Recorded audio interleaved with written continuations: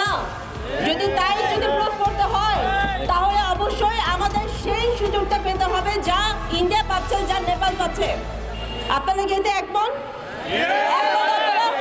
আপনারা কি রাজি আছেন? যতক্ষণ পর্যন্ত আমাদের এই দাবি না হয় ততক্ষণ পর্যন্ত আমরা দাঁড়িয়ে থাকবো। আপনারা কি সেটা চান?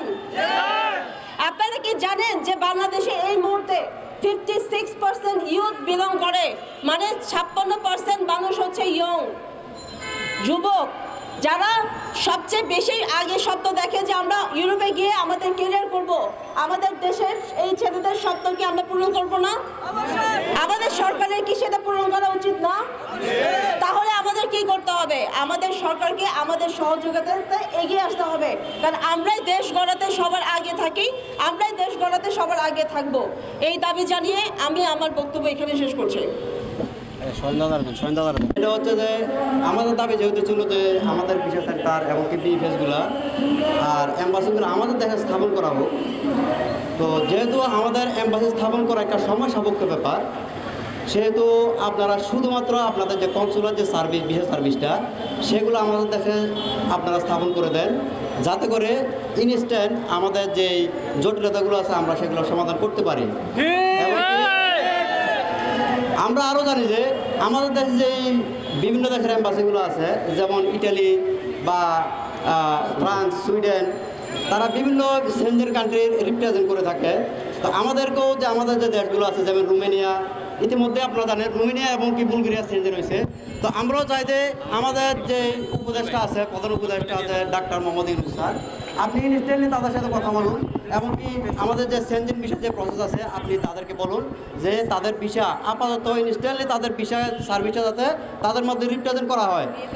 এবং কি আমাদের যে বিএফএস সার্ভিসের মাধ্যমে, বিএফএস গ্লোবালের মাধ্যমে যেসব দেশের আমরা নেপালে যাইতে হয়, দিল্লিতে যাইতে হয়, সেই দেশের বিএফএস সার্ভিসগুলো যেহেতু আমাদের দেশে ইতিমধ্যে একটা বিএফএস আছে, বিভিন্ন দেশের সার্ভিস দিয়ে থাকে, তাদের সাথে বসে নিশ্চয় আপনারা কথা বলুন যে আমাদের এই বিএফএস সার্ভিসগুলো, বিএফএস গ্লোবালের যে সার্ভিসগুলো আছে সেগুলো যাতে আমাদের দেশে সেবা প্রদান করা হয়। আমরা আমাদের যে ভিসা আবেদনকারী আছে, আমরা আর কোনো হেনস্থ চাই না, আমরা আর কোনো বিদেশের আগে বিদেশ চাই না। আমরা শুধুমাত্র আমাদের দেশেই আমাদের সেবা চাই, আমাদের দেশের রেমিটেন্স, আমাদের দেশের অর্থ আমরা আর চাই না বাইরের কোনো দেশ ভোগ করুক। কেননা আমাদের দেশের অর্থ বাঁচলে আমাদের দেশ বাঁচবে, আমাদের আমাদের মানুষ বাঁচবে, আমাদের খরচ বাঁচবে। এবং কি আমরা বিশেষ করে ইউরোপ যাইতে আমাদের যে একসাথে বাড়তি খরচ যে 1.5 লক্ষ 2 লক্ষ টাকা, সেগুলার থেকে আমরা বেঁচে যাব। সেগুলোও যদি আমাদের কাছে বাঁচে, আমরা বিদেশ যেতে অনেকটাই আমাদের খরচ বেঁচে যাবে সেখানেই। তো আমার পররাষ্ট্র উপদেষ্টা এমনকি মাননীয় প্রধান উপদেষ্টা ডক্টর মোহাম্মদ ইউনূস, আমরা জানি ওনার ইউরোপ এমনকি বিভিন্ন দেশেই ওনার সেই সক্ষমতা আছে যে যিনি কথা বললে আমাদের এই সমস্যাটা সমাধান করা সম্ভব। এমনকি আমরা এখানে যারা উপস্থিত আছি আমরা প্রত্যেকেই বিশ্বাস করি যে আমাদের প্রধান উপদেষ্টা ডক্টর মোহাম্মদ ইউনূস উনি চাইলেই আমাদের এই সমস্যার সমাধান ইনস্ট্যান্টলি করা সম্ভব। আমাদের একটাই দাবি, আমাদের সকলের প্রাণের দাবি একটাই, বিদেশের আগে বিদেশ নয়, আমরা এটার স্থায়ীভাবে সমাধান চাই এবং কি দ্রুততার সাথে আমাদের সমাধান চাই। কেননা আমাদের এখানে যারাই উপস্থিত আছে প্রত্যেকে আমরা এখানে ভুক্তভোগী, এখানে কেউ ভুক্তভোগী ছাড়া এখানে কেউ আসে নাই। এমনকি আমাদের দেশের আনাচে কানাচে প্রত্যেকটা জায়গায় এখনও পর্যন্ত লক্ষ লক্ষ ওয়ার্ক পারমিটধারী এমনকি স্টুডেন্টের ইনভিটেশনধারী যারা পড়ে আছে এখনও পর্যন্ত শুধুমাত্র ইন্ডিয়ার ভিসা এমনকি নেপালে যাওয়ার প্রবলেমের কারণে আমরা এখনও পর্যন্ত এম্বাসি ফেস করতে পারতেছি না।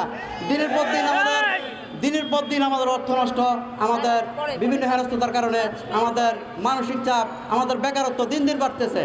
আমরা অতি দ্রুতই আমাদের এই সমস্যার সমাধান চাই। যদি আমাদের এই দাবি অতি দ্রুত সমাধান না করা হয়, আমাদের এই কার্যক্রম আমরা আবার পুনরায় করব। আমাদের কার্যক্রম চলমান থাকবে যতদিন না পর্যন্ত আমাদের এই কার্যক্রম দাবি পূরণ না হবে, ততদিন পর্যন্ত আমাদের এই দাবি চলতেই থাকবে, কার্যক্রম চলতেই থাকবে।